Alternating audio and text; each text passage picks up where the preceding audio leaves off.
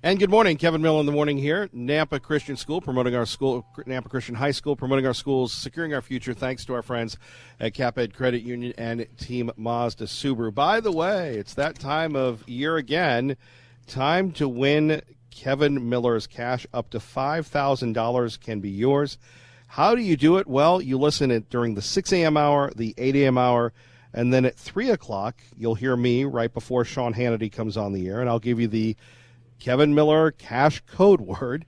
And the 6 a.m. hour, the code was couch. The code for this hour is Jules, and we'll be giving you those code words. You go to our website, you type it in. The more words you get, the greater the probability that you'll win up to $5,000. And more details at our website and at KIDOTalkRadio.com on the app, available at the App Store and Google Play. We're joined now, the middle school principal, Miss Jennifer Cornell. Mrs. Cornell, thank you for joining us. Thank you. So that is the one of the toughest ages, right? We hear middle school, the old junior high. Yeah. Is that the case for you? You know, I've heard that so many times as well, and people often, when I tell them I work in middle school, are usually, oh, I'm so sorry, because it is a tough age, but I love it. There's a lot of change during this time. Kids change so much, physically, emotionally, socially, all of the above. So it's a lot that's going on, but the people that we have here at Nampa Christian and the staff that we have, we love being a part of their lives during this time, because it's a really great time to help shape them, mold them, and help prepare them going on to high school and beyond. Well, and as you're going through those changes, obviously having the advantage of teaching about Christ, teaching about faith, teaching about the Bible, does that come into play? Absolutely. They come to us from elementary school, and they've been provided a great foundation to start with, and of course from their home. But we come alongside them here in the middle school, and this is a time where they're really starting to make their faith their own. And it's really our desire in our heart to help them mold that and shape that, and to be able to become stronger in it so that they can speak to why they personally believe in Jesus Christ as their Lord and Savior. And it's not just their parents' faith anymore, but their own personal faith. That's quite a leap. It is, and that's why we take it so seriously. We work very intentionally through everything that we do to help build that with them, partnering with their parents, their church, and them to work together as a team. We are lucky that we get to biblically integrate in all of our subject areas, and so throughout their entire day, they're surrounded by that biblical base in all that they're doing, as well as in our chapel times. And our staff are really committed and wholeheartedly praying for them every day and discipling them, and really helping to provide them with that basis. What about for you personally? What has led you your path here? Yeah, great question. I actually spent most of my working career in education in public ed, and came to Nampa Christian 4 years ago. And I really believe that God led me here. And it was something that, just felt like the right time to make that change. And the area of Christian education is such a great one to be a part of.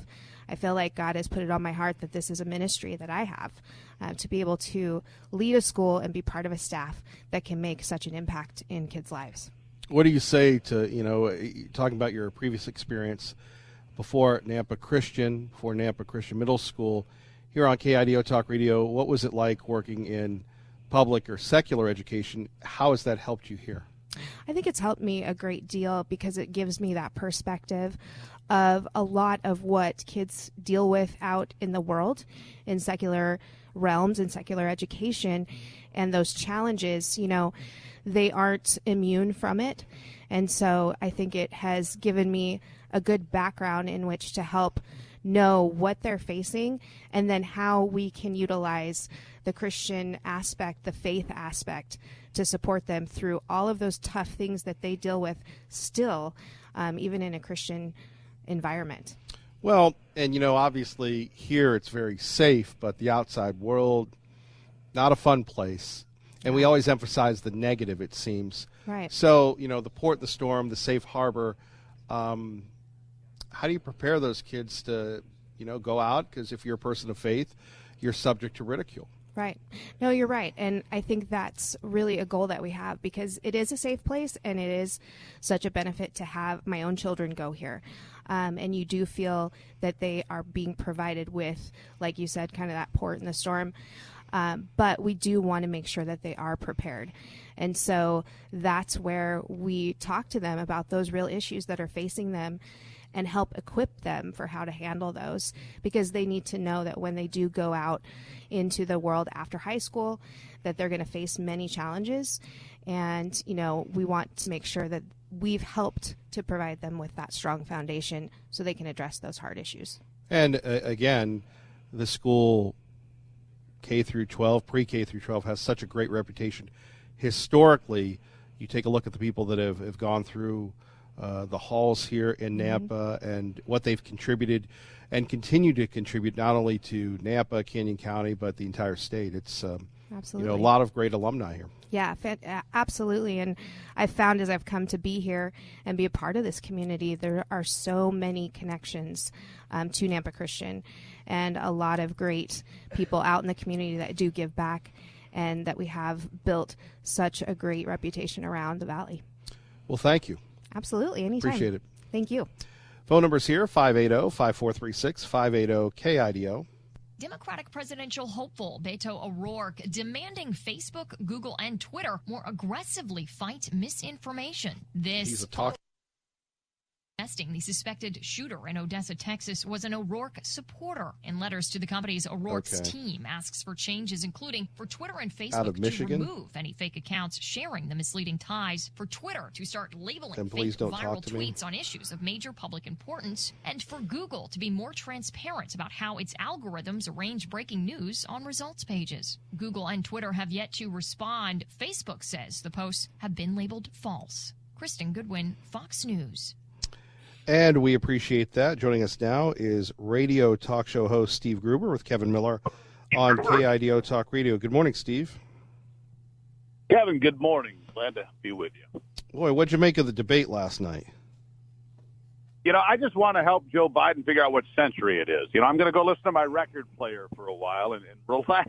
Just got to figure out where we are. Every time I see him, I'm reminded of Lawrence Eagleburger. From 1992. Who am I and why am I here? Remember that BP debate with Lawrence Eagleburger, just totally lost? That's how I feel about Biden. I feel kind of sorry for him. I'm not going to kid you, because he is just totally out of sorts. And what I worry about for him is that, he's up against these 10 people. He doesn't get a lot of focus. It's not real intense. But what happens if he's on the debate stage with Donald Trump, who just dials right in on him? Good Lord, Joe will be confused. He'll think it's 1968. He'll just be lost. That's what I took away from it. Of course, you got Beto O'Rourke out there who's promising to take your guns, and Elizabeth Warren refusing to admit that, yes, taxes will go up on a Medicare for All plan. And it's just one item after another, Kevin. And the takeaway is, honestly, it's kind of, trite to say, but let's be honest. Donald Trump won last night. The Democrats, I don't see anybody in that field of 10 that's going to win here in my home state of Michigan. It's just not. I mean, middle-class America, union workers, and all of these people that left the Democrat Party to vote for Donald Trump, I saw nothing last night that's bringing them back. I mean, I don't hear these people saying, gosh, I just wish Hillary Clinton was president. I've never heard that, Kevin. I'll be honest. Now, Steve Gruber, a lot of people may not be familiar with you, but you were one of the folks that initially, and I can remember this, I go, who's this guy that when they had the teleconferences at the White House press briefings with Sean Spicer, you were one of the first people in America, I think they've discontinued that, to actually do that. Because, again, I was talking to my guys on the air, and I'm going, Steve Gruber, the talk show host from Michigan, and, I mean, you got a chance to tele-interview folks. What was that like, being one of the first to be part of that outreach? Thank you for asking me that, first of all. It was a very special opportunity, as you know, because every week or every couple of weeks they'd offer a couple of folks the opportunity to come in by way of the television. And I thought it was a pretty neat idea because you get questions from people outside of the Washington Post, the New York Times, or whoever your little group of White House reporters are, and you get questions from around the country. And so I got in a back and forth with Sean Spicer, and at one point he finally goes, all right, you're just coming down the telephone. You don't get to ask me 5 questions. Well, I did. You make the most of it, and I think it was a great thing. I think it's something they should bring back. Of course, now they've basically gone radio silent. Now that Sarah Huckabee Sanders is not there and her replacement is there, she's not in front of the microphone at all. So I don't foresee that happening. But I thought it was a good exercise to bring in voices. I mean, wouldn't it be nice to be heard from Idaho? Wouldn't it be nice to be heard from Michigan? I mean, that's a nice thing, Kevin, because there are issues in Idaho that, trust me, those people inside the Beltway have no idea what that even means. I mean, when they talk about wolves, for example, in Washington, D.C., they've never actually seen one like you have. They've never actually been to the Selway Bitterroot wilderness area and gone, oh, that's what a wolf looks like. Oh, it eats cows? No kidding. We had no idea because they have no idea the issues that face people in Idaho because they've never been there. You know what I mean? I'm with you, Steve. Steve Gruber joining us. Kevin Miller, KIDO Talk Radio now. Steve, you're syndicated throughout the state of Michigan. Michigan, a swing state. What's it like? Do you get a lot of attention from these guys, from the libs, the Republicans? Do they treat you okay? What's it like to be in a swing state? You know, there's a lot of attention. Here's what's going to happen, and it's already started. The attention that's happening to the state to begin with is if you own a TV station or a radio station or a newspaper, which I wish I did own some of those things. We produce content. We don't own the brick and mortar.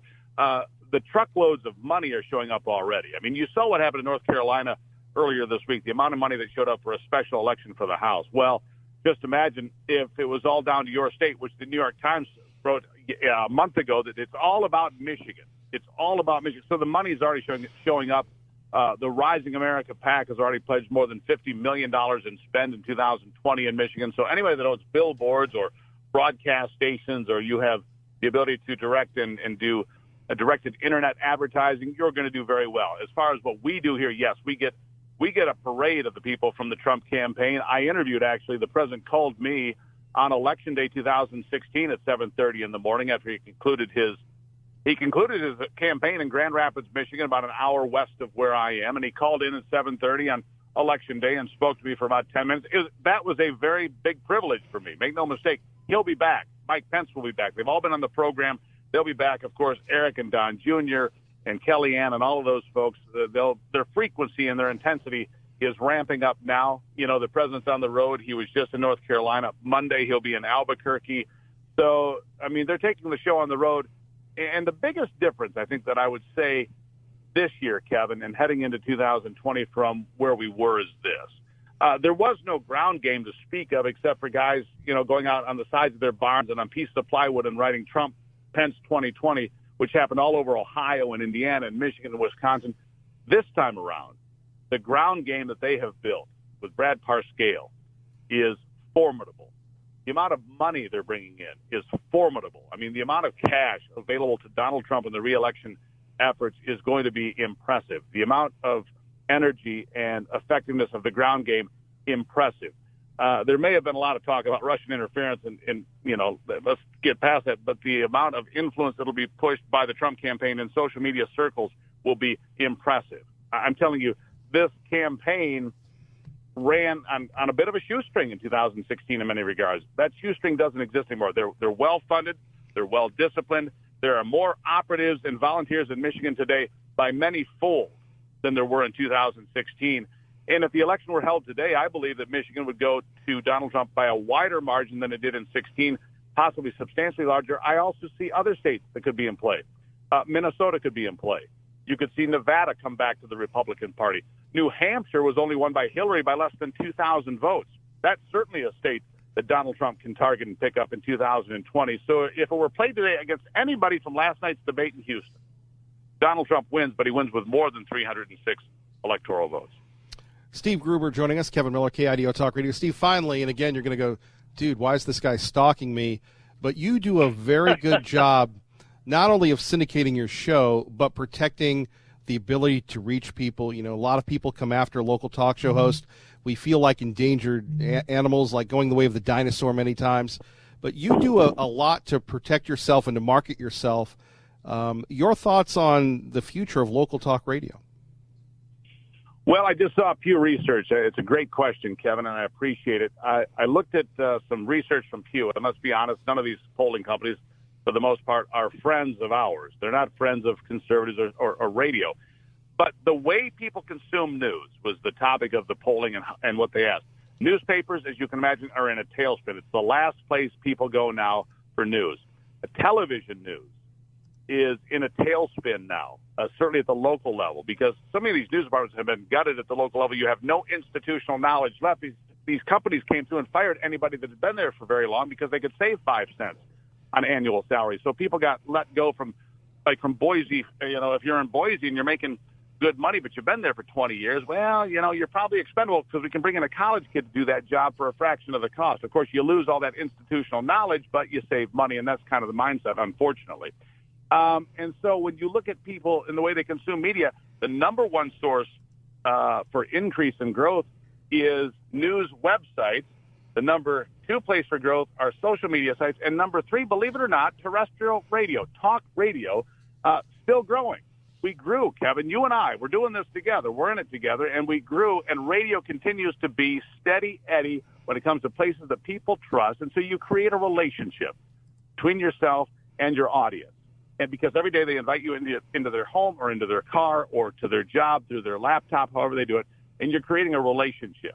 And so what I've done mostly to protect, and I say me, but I have a great team of people around us, and we protect the brand. We don't go fringe.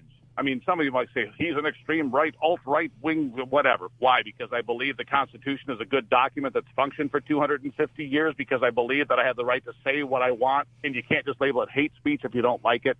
There are no safe zones in Steve Gruber's America, because I believe that everybody's entitled to my opinion. If you don't like it, that's fine. Don't listen, but I have a right to say it in a free country. I also have the right to protect myself as I see fit at home or in my vehicle or wherever I may be, and that includes an AR-15 if I'm so inclined. If that's the way I want to defend my home, it's not for the government or some do-gooder to dictate to me how I defend my life and my family's life and that of my property. I mean, that's just the way. I mean, here's the one thing, I'll leave you with this. When it comes to the gun debate, nobody remembers 1995. They tried to ignore 1995 when Koreatown was surrounded by riots in Los Angeles.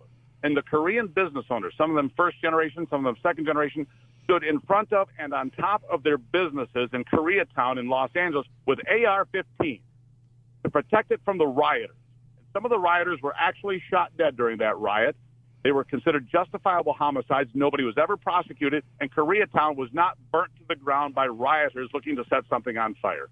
So when people ask about an AR-15 and where it's useful and why would you ever need that, here's why. Case in point, the police were outnumbered. The police were in full retreat, but not the business owners and not the people that lived in Koreatown. They did not retreat. They stood their ground with AR-15s, and that's a great history lesson for anybody like Beto O'Rourke saying he's going to come take our weapons away. No, you're not. We believe in America. We believe in the strength of America, and we believe in the character of America more than anything. Well, we believe in you, Steve Gruber. We appreciate you, brother. We'll have you back. I greatly appreciate it, Kevin. Keep the faith in Idaho. You too. Take care, sir. All right, coming up next, we'll take more of your phone calls. Kevin Miller from Nampa Christian High School, KIDO Talk Radio. And we're joined by Todd Erickson, CapEd Credit Union. Todd, welcome back. Well, thank you, Kevin. It's great to be here again this morning. Grateful to have another round of promote your schools. And what is this, our 6th or 7th year of doing this? Right, so, since 2013. 2013, man, time flies, but it's great. It's fun to be out here at Nampa Christian High School. We take a look at the start of the school year. What does that mean to the folks at CapEd? Well, start of a school year means another round of teacher grants for us, and something we've done for 9 years. We've given away over $400,000 in teacher grants to teachers that are looking for ways to fund projects in their classroom or get supplies or something like that. And started out with one $750 grant a month during the school year. Now it's grown to 8, where we do 8 $750 teacher grants a month beginning in September through March of the school year. And so I encourage all the teachers at Nampa Christian High School and throughout the Valley to get on our website at www.caped.com and check out the teacher grant opportunities for them in their classroom. You can make a lot of difference with $750. That goes a long way.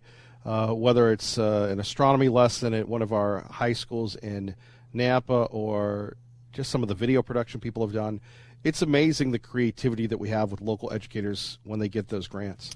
It is amazing, and the teachers are in the best position to decide what they need in their classroom. And they have such innovative ideas on how to improve instruction and learning in the classroom, how to reach out to the kids, keep them engaged, and keep them on task for the learning process. And they just come up with some amazing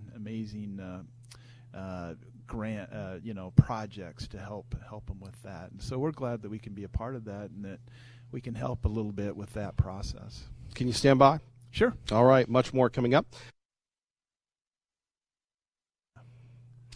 And once again, at Nampa Christian High School, promoting our school, securing our future, thanks to CapEd Credit Union and Team Mazda Subaru. Todd Erickson joining us from CapEd Credit Union. We've got Mr. E, the principal, here.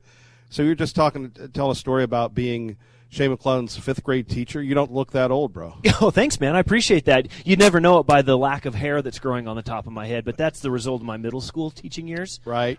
So, but yeah, no, I spent the first part of my year out in the Marsing School District where I taught fifth grade for 7 years. And Shea was a part of my class. Sure. Out there. Yeah, it was pretty awesome. He's still a big guy, man. Yeah, he is. Yeah. He's not too many people in this world that I have to look up to, but he's one of them. I wish I had that problem. But anyway,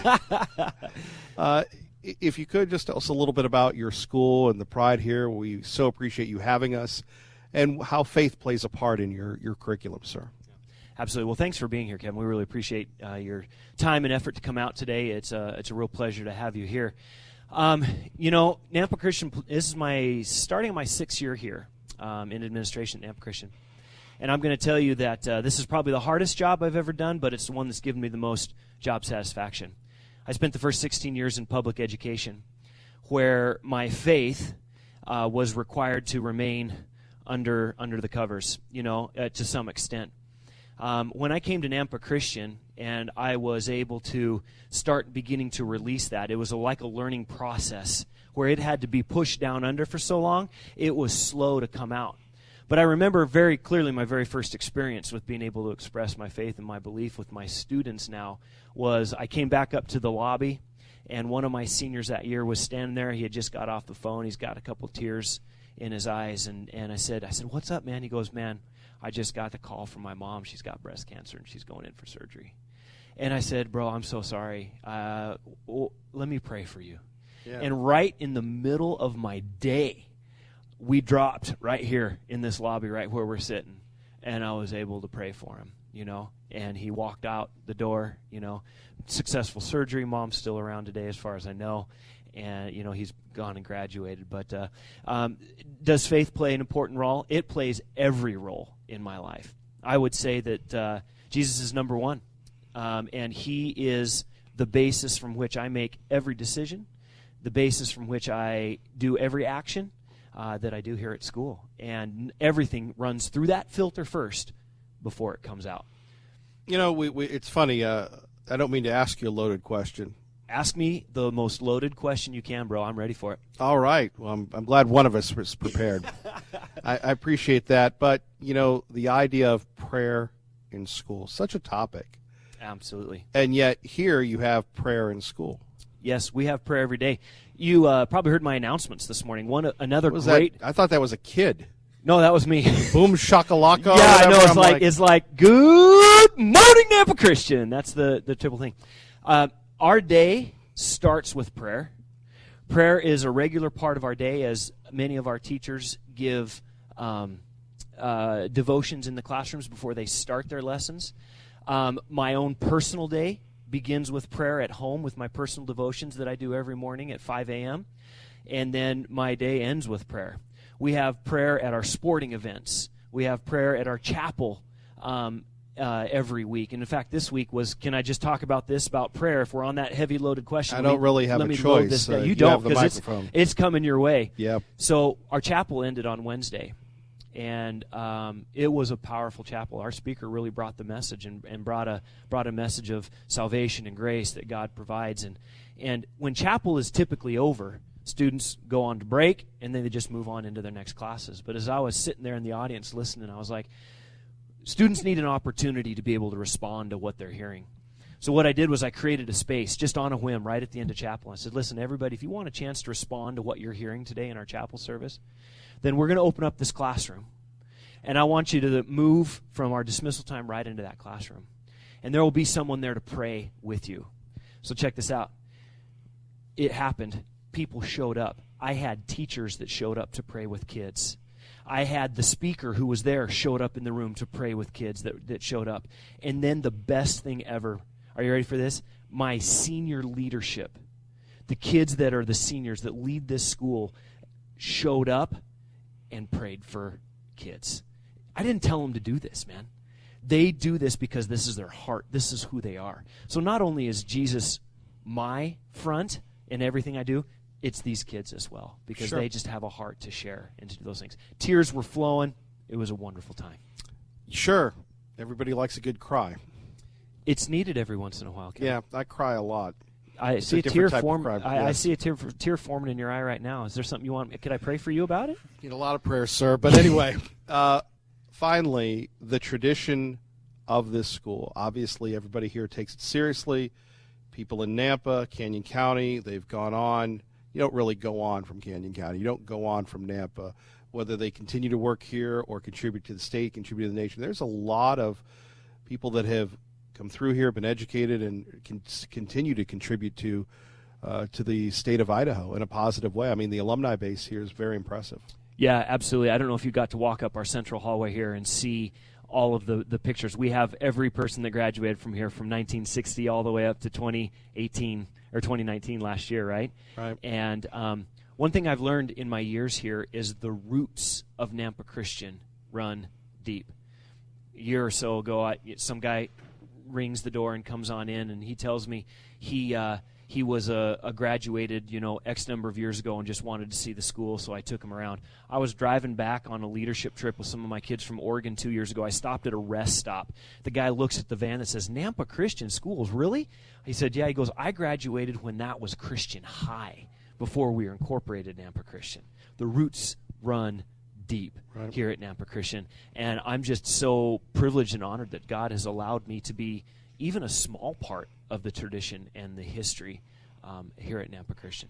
Thank you, Mr. E. God bless you, brother. Thanks, Kevin. God bless you, too. Thanks for having me here today. Have a great day. We'd love to come back. All right. That sounds good. You're welcome here anytime. All right. Thank you. Appreciate it. Coming up more with our great friend Todd Erickson. First, we go to Jared Halpern from Capitol Hill. Todd, hang on. We're getting to you. Jared's live at Capitol Hill, so we'll find out the latest there. Jared, good morning. Good morning. So, Congress, 1 week back, did they accomplish anything? Well, Mitch McConnell likes to say that the Republican Senate is in the personnel business, and that was a big part of what at least the Republican Senate did, confirming specifically more judges. Now, 150 judges have been confirmed that have been nominated by President Trump. That is significant. I mean, that's really a major influence that this president will have on the federal judiciary for a long time to come. These are lifetime appointments. They are district court judges. They are circuit court judges. So I think if you were to talk to Republicans in the Senate in particular, they would point to that as a major accomplishment, not just for this week, but obviously over the last couple of years, and one that's going to continue because, there were a lot of vacancies that just went unfilled, particularly in the last 2 years of the Obama administration, and because of that, President Trump's been able to put his stamp on it. Now, the House, the Democratic-led House, has been able to move forward on some of their own initiatives. I think problematic for them is they're not going to get a vote in the Senate. They have passed legislation that actually, I think in a time where we weren't just so inundated with everything else coming out of the White House, would have gotten a little bit more attention in that they passed legislation that bans offshore drilling, both on the Atlantic and Pacific coast. It would reinstate that ban on ANWR. It would expand the moratorium on drilling on the Florida Gulf Coast. Of course, all of that faces a veto threat from President Trump, so none of it's expected to get a vote in the Republican-led Senate. But it is something that allows Democrats in the House to talk about their agenda. Take that into November. Take that in the next year for the election cycle. Is part of what it is that they've done in the majority. Obviously, then allow voters to sort of decide if that's what they want to have moving forward. It was what Democrats ran on. It's what they're now trying to do in the House majority. And now the trouble, obviously, is getting it across the finish line in a Republican-led Senate. Indeed, when we take a look at the latest, obviously, impeachment has come up and gun legislation. I don't think it's... I am not of the mind that at this stage the impeachment stuff is affecting legislation at all. It's at the committee level, this impeachment resolution that they had in the Judiciary Committee. It sets some parameters for hearings that they're going to have starting next week with Corey Lewandowski. I think it is muddled messaging on the part of Democrats as far as what they're doing when it comes to impeachment. Is this an investigation? Is this an impeachment proceeding? How serious are they about taking a vote on articles of impeachment at some point in the near or distant future? But, Speaker Pelosi and others will say it's not stopping them from doing everything else that they're trying to do. Now, whether or not that becomes problematic on some of the bipartisan things that are going to need to be done in the next few weeks, that may be a big question mark. Does President Trump throw up his hands and say, I'm not going to work with Democrats when it comes to this new NAFTA deal? I'm not going to work with Democrats on getting a spending bill passed. I'm not going to work with Democrats on infrastructure. I'm not going to work with Democrats on prescription drug prices so long as they are in this impeachment mode. So far, we've not seen that be the case. But there are some big fights that Congress is going to have with President Trump with or without talk of impeachment. Notably, in the next few weeks, they need to pass a spending bill to avoid an October 1st government shutdown. And border wall funding is always going to be front and center in that debate. It's going to be front and center in that debate that's going to happen here starting next week. Jared, as always, we appreciate you, brother. Keep up the good work. Thank you. You too. All right. Back to you, Todd Erickson, Cap Ed Credit Union. You bet. We're ready for the big questions now. We got a lot to talk about with Cap Ed. Yeah. You and I go back a ways when we were talking about, the days, doesn't it seem like the days of the horse and buggy when we were in the recession, and like every other time that you would be on the show, I'd go, hey, Todd, let's talk about the recession and the housing and everything else. The growth in the Treasure Valley, how has that impacted Cap Ed Credit Union and really the entire Treasure Valley? You're dealing with businesses, small business, big business, people doing developments, people refinancing, getting credit cards. How has that impacted you guys? Well, the growth has impacted us tremendously. Obviously, when you're thinking of the Treasure Valley growing at about 2.5–3% a year, if you do the math, that's over 1,000 people moving into the area, and so any business that's operating in that area will do well.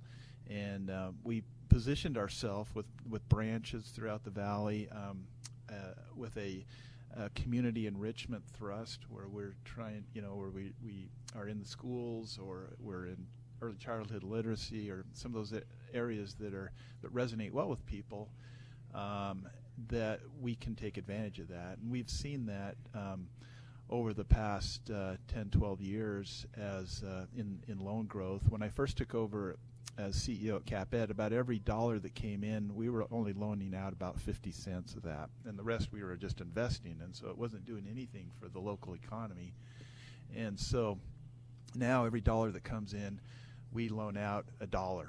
And so with that, its impact, we're able to help people with, get a Visa card or an auto loan, or a mortgage for their first time purchase, or if it's a small business owner, we can give them money to get their business going and operating capital or whatever they need. And so those things help stimulate the economy, and people it's just get that momentum going, and it's really carried over till now. So hopefully it'll continue, and there's always talk on the horizon where storms are brewing and things like that. But I've been talking to you about storms for like 3-4 years now. Yeah, you have. There's no storms. Well, I know. We keep thinking that there's going to be the storm. It just keeps moving back and back and back right. as we go forward. So, but it's wonderful to do business in this area, and we're at Cap Ed we've got the capital for people to get a loan and to upgrade that home or that business, and so we're just people come in, support us, and when we get that support from the community, we can do more of these teacher grant type things for our schools and enriching our schools. And any other programs you'd like to share with us? One, I would, Kevin. It's called Passport to Education with our partnership with Boise State University. And, Jim talked about the importance of education and going on with their kids. Passport to Education, people can come on our website at www.caped.com. And we've got 80,000 members of Cap Ed, and they're eligible for a discount through Boise State's Passport to Education, and it's for people who want to go back to school. They want to either get their degree in Bachelor's of Science or Arts, and but they're working and it's hard to fit it in their schedule, so they can take some online classes. They can make a monthly payment, and it's depending up to maybe a 25% discount off the tuition. Yeah, it's a really great deal. Yeah. So we're excited about that and hope people will take advantage of it. We've got about 85 people that are starting this school year through Passport to Education, and we'd love to extend that, to 850 or 8,500. And so if you're out there and you have been thinking about furthering your education in higher education, then through Boise State, check it out on the website. All right. Todd, apologize. It took us a while to get to you, but we appreciate it, brother. That's all right. Glad I could be here, and it was a lot of fun. Thank you, sir. Okay, see ya. You're listening to Kevin Miller, KIDO Talk Radio. And thank you all for joining us. Let's go to the phones. Thank you for your patience. Tea Party Bob, good morning. You're on KIDO Talk Radio. Good morning, Mr. Miller. Nice to see you back on the road visiting our schools. I'd like to add my accolades to Cap Ed, as we do our banking there with Gem State Patriot, and do have several accounts there. Just a few comments about last night's debate. Once again, it appears the campaign cry of the Democrats is government-run health care. I asked you, do you know of any government program, especially large ones like health care, that have ever been successful? The answer is no, they haven't. Just about every socialized program ever run has been riddled with fraud and corruption, going back to the Great Society program, with over 80 welfare programs since it started, cost $22 trillion, done little or nothing to ease the poverty problem.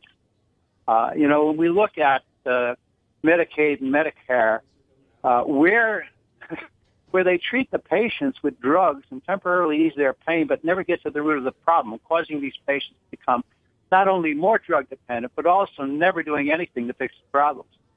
Healthcare in America has never been a problem with access to care. The real problem has been continued escalating costs of medical treatments with no apparent change in the success ratio for curing problems.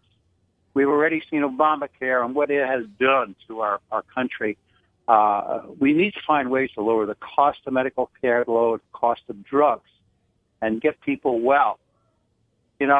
I just signed up for a new health care program for Medicare, and in the last 10 days, I received 10 pieces of mail of rules and regulations. This is one of the serious problems, because 42 cents of every dollar that we spend on medical care goes to paperwork. This is where we have to fix the problem. Well, you need to tell that to Kamala and Bernie and the gang. Look, the Democrats have no new ideas. All they want to do is control health care, get our guns, fill our country with illegal aliens, create more stupid social programs to help bankrupt our country. So if the citizens of America can't see through these phonies who are running and allow the Democrats to take over, they will get the government they deserve. Tea Party Bob, Gem State Patriot. Appreciate you, brother. Thank you, my friend. Have a good day. Thank you. Traffic and weather together, KIDO Talk Radio. Kevin Miller in the morning on the KIDO Talk Radio app. Good morning, Dave. And Kevin Miller in the morning. Before we head out, I do want to thank everybody, Ray and Maya and Jacob back at the station. want to thank Rome, Joel, and Jared. It takes a team effort to pull this off. Our friends at CapEd Credit Union and Team Mazda Subaru, but most importantly, the folks here at Nampa Christian and you. God bless. Keep the faith. Glenn Beck is next, everyone.